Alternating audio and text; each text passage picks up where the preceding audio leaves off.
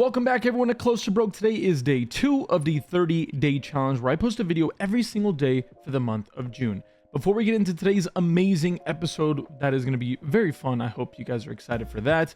Just want to let you guys know that the World Series of Poker giveaway is on and not a lot of people have signed up for this free giveaway. If you guys are asking what that's about, to keep things fairly short, I fly you out, pay for your tournament ticket, pay for your stay, and you get a chance to play in a World Series of Poker bracelet event. That'll be happening later this month or very early in July, so get your submissions in. It's really easy. Go to the Close to Broke email, c2bpoker@gmail.com, film a video of yourself letting me know why in 60 to 90 seconds I should be choosing you. Again, all that information will be here as well as the description down below. But otherwise, let's get into today's video. So to this point, our entire session has culminated to this. That's pretty chill. Obviously coming off a crazy week that we just saw here at the $1 Million Game with all those ridiculous pots.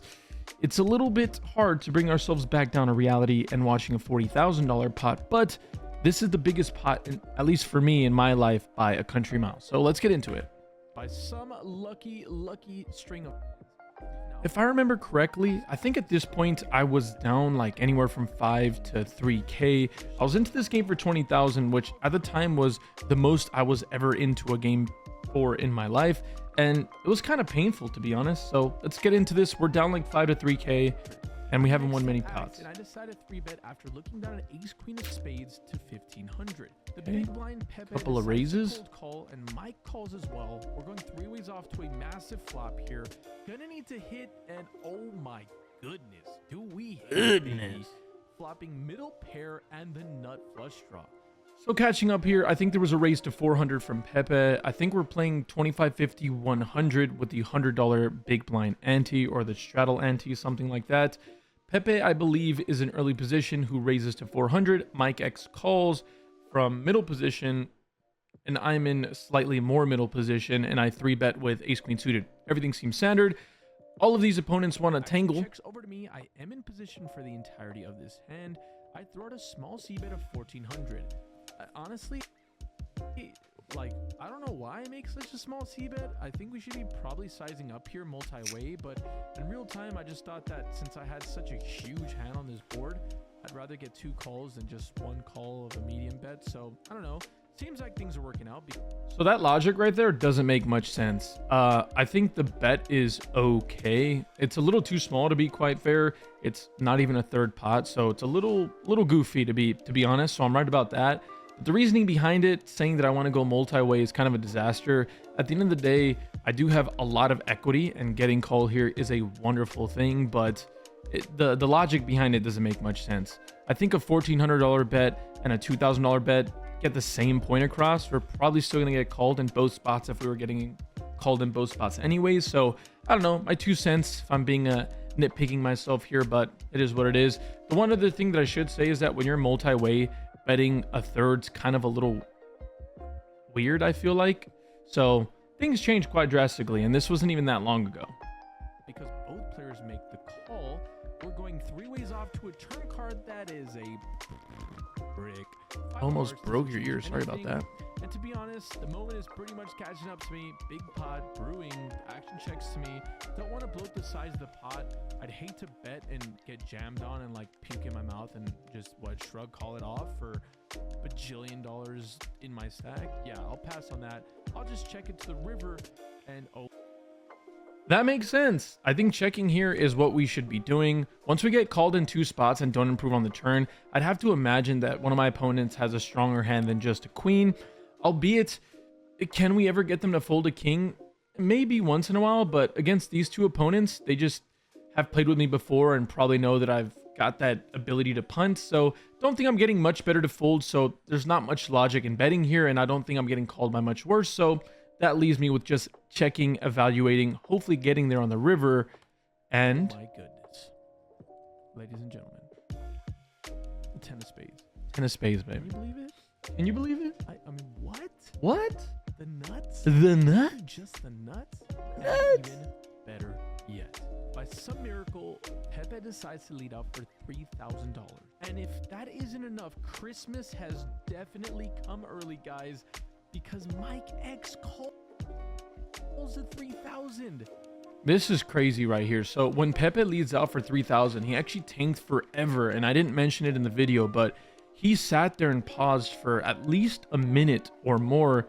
And in my opinion, when you do that on a river multi-way and you are not the last person to act, it's kind of an interesting spot. He tanked forever, decides to throw out the bet, and Mike X is just sitting there with, I guess, a good enough hand to call. Not what I was expecting whatsoever.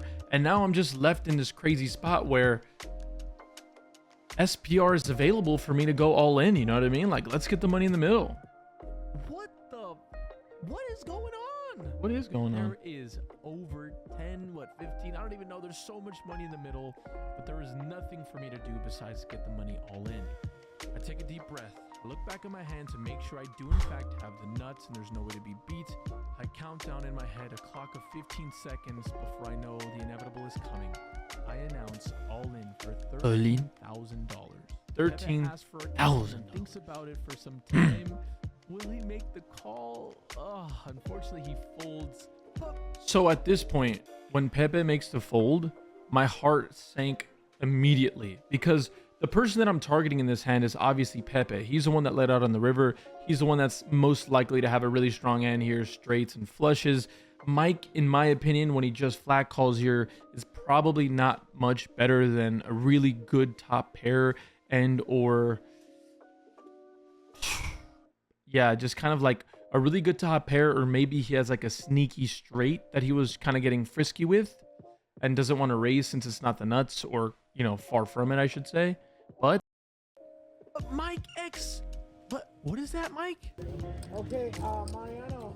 Yeah. I'm gonna be the superstar of his vlog. Okay. Either, yeah, one way or the other. What do you have? I got the nuts, Mike. I'm sorry. ugh. So obviously that's just such a sick spot. Mike flips over, I believe, the 8 high flush or the 9 high flush. Mike makes the call in what is one of the biggest coolers I've ever been a part of, a $40,000 pot, and he also has a flush. Oh, I mean, that's just absolute sickness. I mean, I'm never folding if I'm Mike, to be honest, in that spot, especially the way he had it played. I think when Pepe leads out for 3,000, I don't know, maybe he can raise to 7,000, but even then I go all in for such a small amount more. I think the hand just kind of played itself, and obviously we were on the right side of a cooler.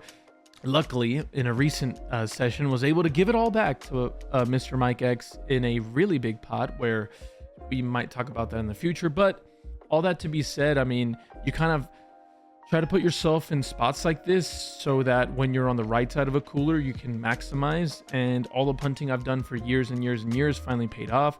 Mike X is a really great friend of the vlog, somebody I do look up to in the poker space and in the business space. Obviously not the person I want to be taking money from, but as you guys know, Mike X doesn't take a soft on me, so I'm definitely not going to soft play anyone here. There's no friends at the poker table is what they told me. I'm just following the rules. Yeah, kind of a sick spot in every way of the word. Flush over flush, $40,000 pot. By far and away the biggest pot I've played in my life. Big shout out to Mike X, took it on the chin. Comes back to battle every time and absolutely destroyed me the last time we played. So all that being said, I really appreciate you guys for stopping by and watching these videos. Be very, very aware of all the exciting things that are yet to come, y'all. We got the Close to Broke road trip series that you guys saw yesterday. We have 8 episodes of that coming for this entire month. So really high quality vlogs, really high quality poker content, really high quality WSOP stuff going on as well. So I can't wait for you guys to watch the rest of this month. It's a real blessing to be in this spot here. If you guys are new to the channel, make sure to click the subscribe button, comment down below, and make sure you leave me a like. It goes a long way in helping us grow this channel.